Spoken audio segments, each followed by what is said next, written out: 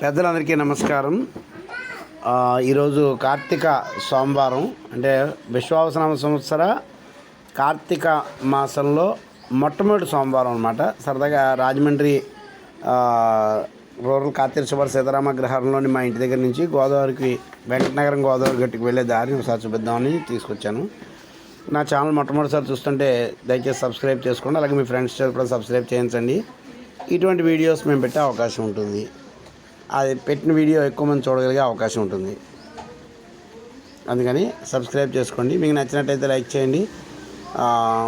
ఏదైనా చెప్పాలనుకుంటే కామెంట్ చేయండి. ఇవన్నీ అందరూ చెప్పే షెడ్యూల్ డైలాగ్సే నేను చెప్తున్నాను. ఇలాంటి డైలాగులు వంద చెప్పినా ఎవరు ప్రత్యేకంగా చేసేది ఏమి ఉండదు. సబ్స్క్రైబ్ అంటే చేసిన తీరు కూడా ఎవరికి ఉండదు. బహుశా అది సరదాగా ఒకసారి చూపించాలనిపించింది. అందుకని వీడియో తీయడం కుదిరింది కాబట్టి వీడియో తీసి పెట్టాను అన్నమాట. ఇది రాజమండ్రి గామన్ బ్రిడ్జ్ అంటారు కదా, 4th బ్రిడ్జ్. అక్కడ కాతేరు పాయింట్ అనమాట. కాతేరు నుంచి ఇలా వెళ్తుంటే రైట్ సైడ్ నయారా బంక్ ఒకటి వస్తుంది, లెఫ్ట్ సైడ్ తిరుమల కాలేజ్ వస్తుంది. అది దాటాక వెంకటనగరం వెళ్ళే దారికి రోడ్డు మీదే ఒక సాయిబాబా గుడి ఉంటుంది. ఆ గుడి పక్క నుంచి లోపలికి వెళ్తే ఎడమవైపు తిరిగి లోపలికి వెళ్తే గోదావరి గట్టు వస్తుంది అనమాట. ఆ మెయిన్ రోడ్డు తిన్నగా వెళ్ళిపోయినట్లయితే తొర్రేడు వెళ్ళిపోతుంది. తొర్రేడు, ఆ పైన సీతానగరం, పురుషోత్తంపట్నం, అలా పోలవరం వెళ్తుంది అనమాట ఈ రోడ్డు గత ప్రభుత్వంలో చక్కగా డెవలప్మెంట్ అది చేశారు. అంతకుముందు మామూలుగా చిన్న తారు రోడ్డు ఉండేది, సన్న తారు రోడ్డు. దాన్ని ఇప్పుడు డివైడర్ వేసి చాలా బాగా తయారు చేశారు ఈ రోడ్డు అంతా. సరే, దానికి అనుగుణంగానే ఇక్కడ రేట్లు కూడా పెరిగాయి అనుకోండి, అది వేరే విషయం. ఇప్పుడు అన్నీ కూడా డెవలప్మెంట్, ఈ కన్స్ట్రక్షన్స్ కూడా చాలా బాగా పెరిగాయి ఇక్కడ.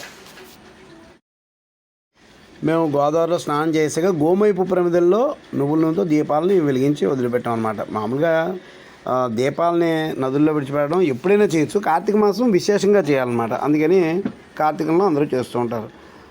అయితే దీనికి గోమయపు ప్రమిద వాడడం చాలా మంచిదన్నమాట. గోమయపు ప్రమిదల వలన నదులు కాలుష్యం కాకుండా పర్యావరణం బాగుపడడం. అలాగే ఇప్పుడు మనం జనరల్గా అందరూ వాడేది ఏంటంటే అరటి డొప్పలని కొబ్బరి చిప్పలని వాడుతుంటారు. అరటి డొప్పలేమో చోట్ల చేరి ఆరిపోయిన తర్వాత దీపం కొండెక్కిన తర్వాత అవన్నీ పక్కకి చేరి మేము త్వరలో ఒక సోమవారం నిర్ణయిస్తాం, ముందుగానే ప్రకటిస్తాం ఎప్పుడు అన్నది. ఆ రోజు సామూహికంగా అంటే సహస్ర దీపోత్సవం అని చేస్తున్నాం చాలా కాలంగా.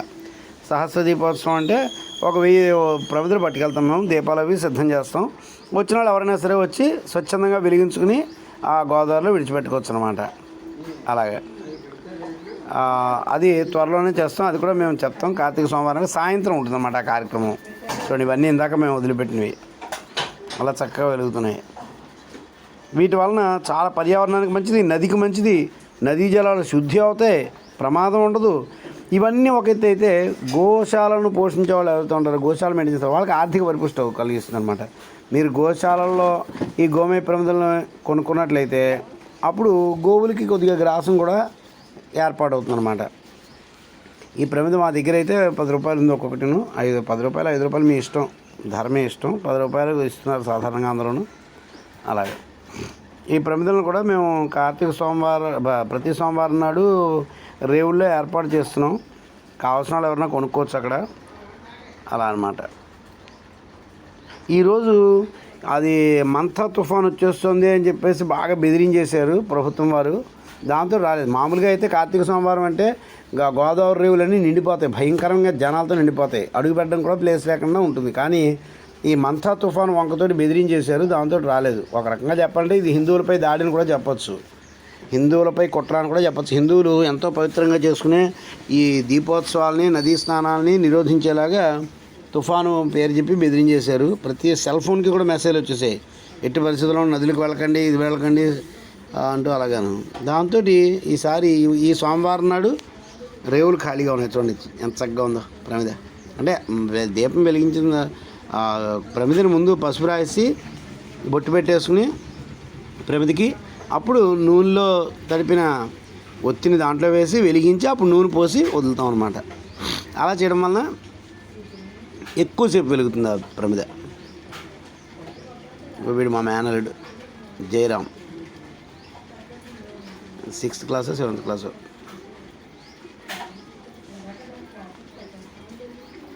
చూసారా, మళ్ళీ అయిపోయిన తర్వాత తిరుగు ప్రయాణంలో మళ్ళీ ఇంటికి బయలుదేరుతున్నాం అనమాట. ఇంటికి బయలుదేరితే ఒక వెంకటనగరంలోనే మా స్థలాలు అవి చూసుకుని వచ్చామనుకోండి, అది వేరే విషయం. ఇది తిరిగి వస్తూ ఉండగా వెంకటనగర్ నుంచి వస్తూ ఉండగా ఎడమవైపు దారి ఉంటుంది, తొర్రేడు వెళ్ళే దారి. అంటే ఎదరుగా మెయిన్ రోడ్ నుంచి తొర్రేడుకి వెళ్ళే దారి కాకుండా పంట పొలాల నుంచి తొర్రేడుకి వెళ్ళే దారి ఉంటుంది ఎడమవైపు. ఆ దారిలో ఇలా రైట్ సైడ్ చూస్తే ఇదంతా మోదుగు చెట్లు ఉన్నాయన్నమాట. చూపిద్దామని ఇటు తీసుకొచ్చాను. మోదుగు చెట్లు అంటే మోదుగు అంటే అగ్నిహోత్రంలో వాడడానికి అత్యంత శ్రేష్టమైన సమిధగా మోదుగు సమిధని చెప్తారు. పలాశం అంటారు. ఆ మోదుగు చెట్లు ఇక్కడ ఉన్నాయన్నమాట. అంటే నిజానికి రైల్వే లైన్ల పక్కన ఎక్కువగా ఉంటాయి ఇవి. ఈ మన నల్గొండ దగ్గర, బలార్షా దగ్గర, అలాగే నాగపూర్ వెళ్ళే దారిలోను ఆ ప్లేస్లో రైల్వే ట్రాక్ అటు ఇటు కూడా విపరీతంగా మోదుగు చెట్లు ఉంటాయి. ఇది వెంకటనగరం. ఇది రాజమహేంద్రవరం రూరల్ కాతేరు శివారు సీతారామాగ్రహారం నుంచి వెంకటనగరం గోదావరి గట్టుకి వెళ్ళే దారి. ఆ దారిలో మేమందరం ఈరోజు తీసుకున్న ఫోటోలు, వీడియోలు. సర్వేభ్య శుభం భూయాత్. పరమేశ్వరానుగ్రహ సిద్ధిరస్తు. కార్తీక దామోదర అనుగ్రహ.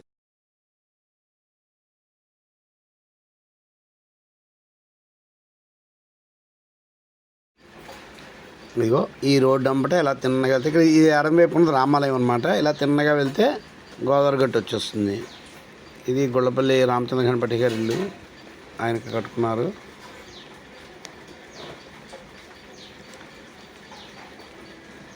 ఇదే ఇక్కడ చాలా దేవాలయాలు ఉన్నాయి ఉండడం. ఇక్కడ కుడివైపు ఒక హనుమంతుడి గుడి, సీతారామాలయం, మళ్ళీ ఇదో ఇందాక నేను చెప్పాను కదా అన్నపూర్ణ సమేత కాశీ విశ్వనాథ స్వామి దేవాలయం. ఇది కుడివైపు కనిపిస్తుంది అదే.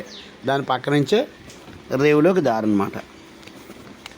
ఇదిగో ఇదంతా ఇప్పుడు ఇటీవల కట్టారు, పుష్కరాల కోసం అనుకుంటా బహుశా. పెద్ద కమ్యూనిటీ హాలు, కళ్యాణ మండపం ఇవన్నీ కూడా కట్టారు.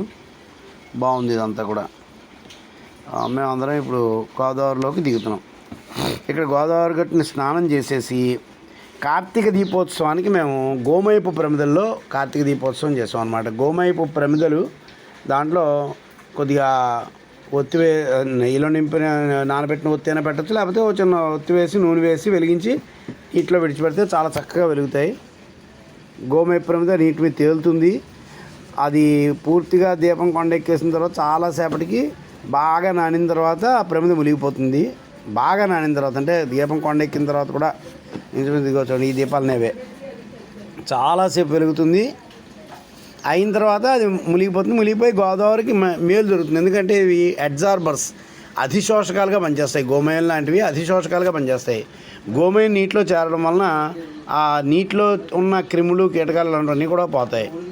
అయితే ఈ దీపోత్సవాలు ఎందుకు చేస్తారంటే వర్షాకాలం తర్వాత చేరిపోయి ఉండిపోయిన నీళ్ళల్లో బ్యాక్టీరియా, వైరస్ లాంటివి ఉండిపోతాయి.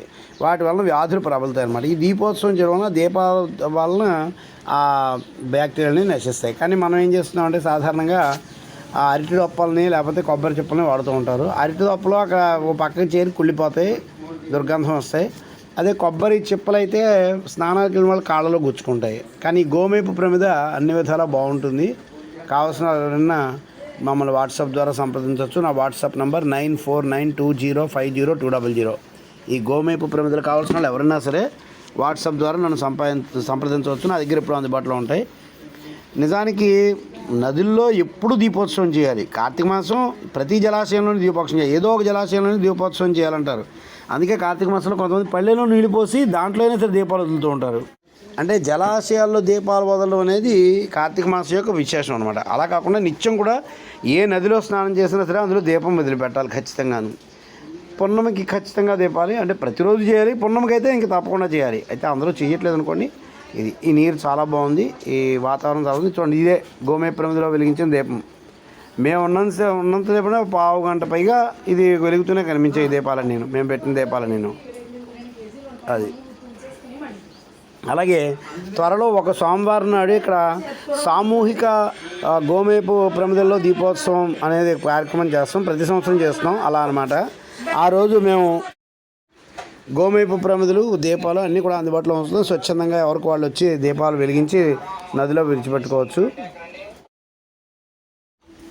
నేను అలాగే అక్కడ ఈరోజు మేము తెచ్చిన దీపాలని మేము అలాగే మాతో పాటు వచ్చిన వాళ్ళు అక్కడ అందుబాటులో ఉన్న వాళ్ళకి కూడా ఉచితంగానే ఇవ్వడం అనేది జరిగింది. ఎవరికి కావాలన్నా సరే తీసుకోవచ్చు. చక్కగా చూడండి ఇక్కడ దొప్పల్లో విడిచిపెడుతున్నారు, కానీ దొప్పల్లో విడిచిపెట్టే చెప్పాను కదా సమస్య ఏంటోను. కానీ ఇలా గోమయ ప్రమిదలో వేయడం చూడండి చాలాసేపు నీ వెలుగుతుంది. అది మనం వీడియో మొదలెట్టే చాలాసేపు అయింది, పావు గంట అయింది, అదే 10 నిమిషాలు దాటింది. మేము వెళ్ళేటప్పుడు కూడా ఇంచుమించు ఒక అరగంట దాకా వెలిగినట్టుంది ఆ దీపాలు అవి.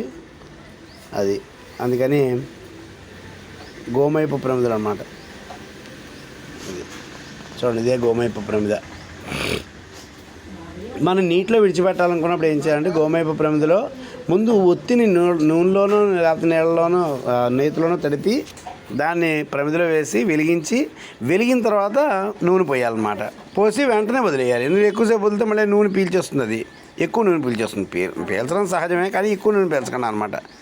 కొద్దిగా నూనె వేసిన మనం దీపం వెలిగించిన తర్వాత అని మళ్ళీ చెప్తున్నాను, ఒత్తిని ముందు నూనెలో కానీ నెయ్యిలో కానీ తడిపి దాన్ని ప్రమిదలో పెట్టి వెలిగించి అప్పుడు నూనె పోసిన తర్వాత వదిలేయాలన్నమాట.